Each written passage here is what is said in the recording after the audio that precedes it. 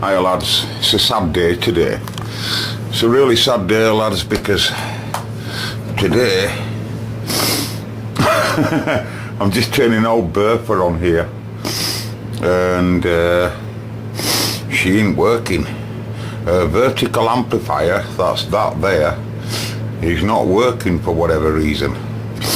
This is an old time Tetronic scope. It's been with me now since Jesus were around, and it works really well. You can say what you want about it. This is a NASA type scope. When NASA first formed, this is an American scope, Tetronics. And I have another Tetronics knocking about as well, and this particular one, it had a right bright clear trace on it. Oh, fantastic trace on it. And what's up with it is it's like I say, it's vertical amplifier. You can see high tension and time base, and time base is running great. And what the problem is it's vertical amplifier. It ain't working. You see these two here, these are oscillator. You see on early scopes, if you couldn't find the trace, you'd have these lights to give you the clue of what's going on. So when they're blinking like that, they're telling you to speed at oscillator. Right, as you can see, and that's me moving time base around, and these two would tell you whether it's high or low, the trace. It's only a single beam scope, you see, but it worked great, I promise you it did. And now for whatever reason, right, this doesn't work, and I don't know what's going on. I don't know. This is part valve and part semiconductor. As you can see there, we've got us 3 tubes here. I don't know. I would imagine they're working as amplifiers, but there'll be more involved than that. And Tetronics, for those that don't know, is very similar to Racal. No expense spared. They're all pluggable transistor sockets are those. You can just plug your and you can plug different modules in. You don't just have to have this module that's here. You could plug a dual beam module, possibly, but certainly different ones with different amplification gains. But you can see what I mean. It's just, you know, it's really well made, and beautiful thing.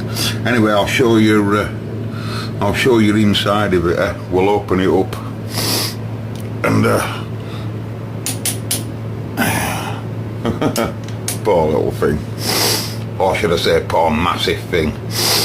Right, I'll leave it running and I'll open it up for you. Oh, there's something going on in there, lads. There's something going on in there, you can tell. That'll have cost a few quid when it went out, wouldn't it? What all these tubes are. Because some of these tubes, you know, may be good for audio. You know, power supply all screened up, beautiful, telling you all what everything is. You know, we've got British valve here. This is a Premier. That's a Premier, that. Well, it doesn't have to be a British, but I think it's a British valve, that. Lovely power supply. Oh, variable resistors. Big massive fan. See, fan on back. Ooh. Danger, high voltages, touch at your own peril. We will throw you at the other side of the room. And neon like that.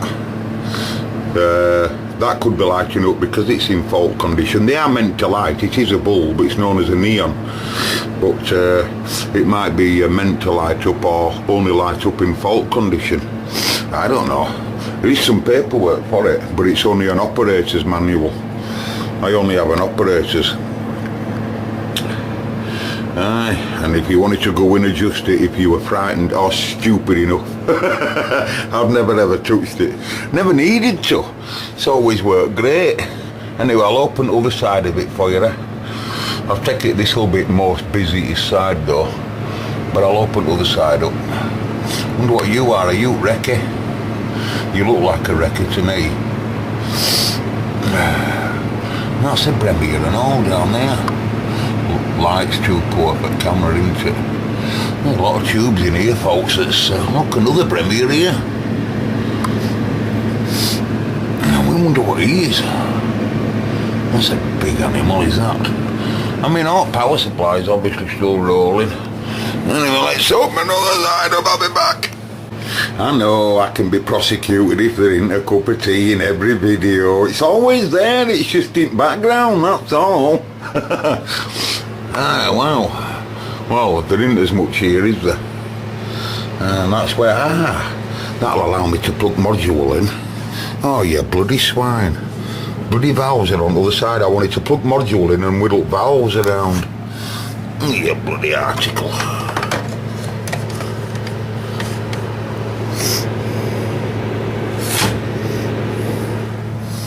And then as soon as the amplifier starts getting going, it'll drop down all that out at where?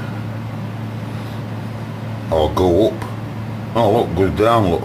And then it goes off trace. And that's the only reason why you don't see the trace. It's because the amplifier, for whatever reason, ain't working.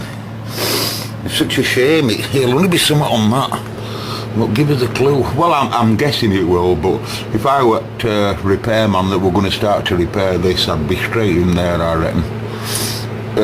Wanting to know whether that amplifier is working.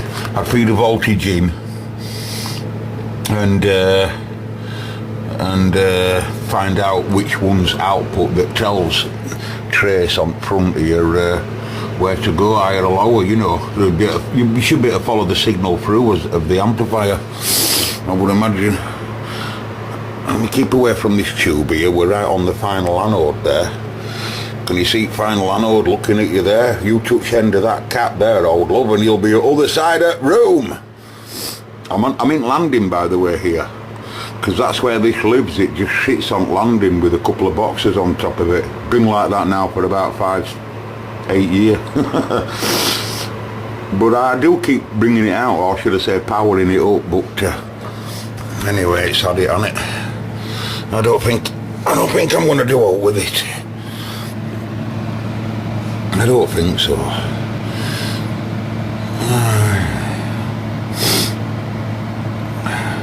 Has anyone watching this video got an idea of what could be going on with her? I reckon all of that is fine.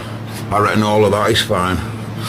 I reckon all of that is fine, and all that time base, obviously, and everything. I reckon all that's fine. I really do. I'll put £3 on it that the area is here. If anyone's got one of these scopes, by the way, and you've got one of them modules and you think it works, let me know. I might not be able to repair it, but I can certainly swap a module, can't I? I'd like to keep it with me, you know. But as I'm tidying up,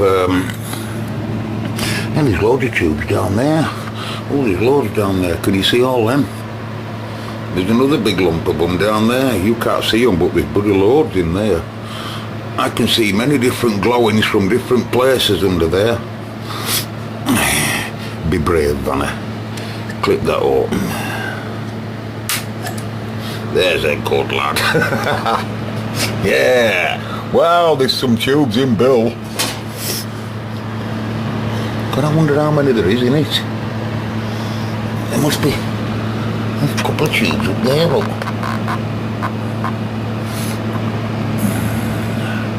Come back there, look, see them? Bloody tubes all over it. Can you imagine what the current the power supply wants? That's why it's got a great big massive transformer like that. It'll bloody need it. I bet it, see all dust on it, look. I bet it does want some current. Anyway, I'll make that a quick video. My old 581 Alpha has bit the dust. It's bit the dust. See these two markers here, if I try and alter them, I'm altering, that's gain at amplifier. That's ×1 and ×10.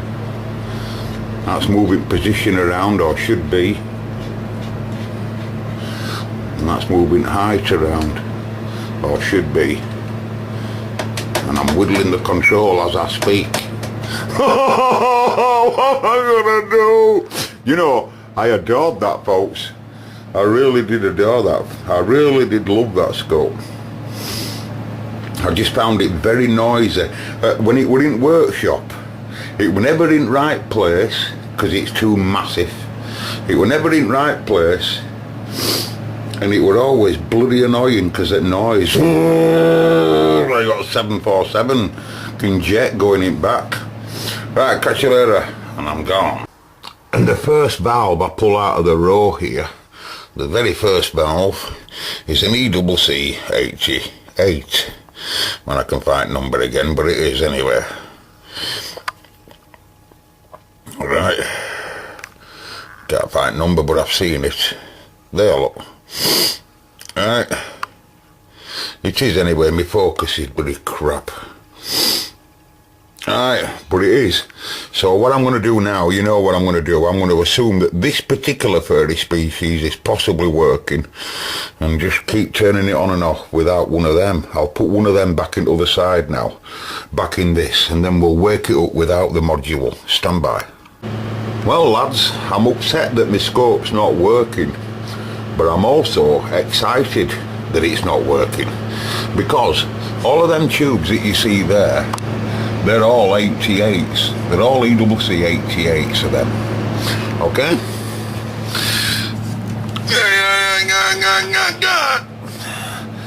All of them tubes there are all ECC 88s.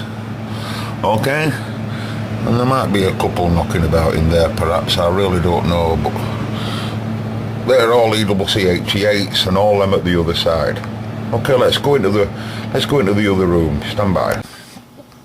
Okay, so here I am on the internet now, and I'm looking at the ECC 88, or also known, there's some of them valves in there wrote up as 6D, J8.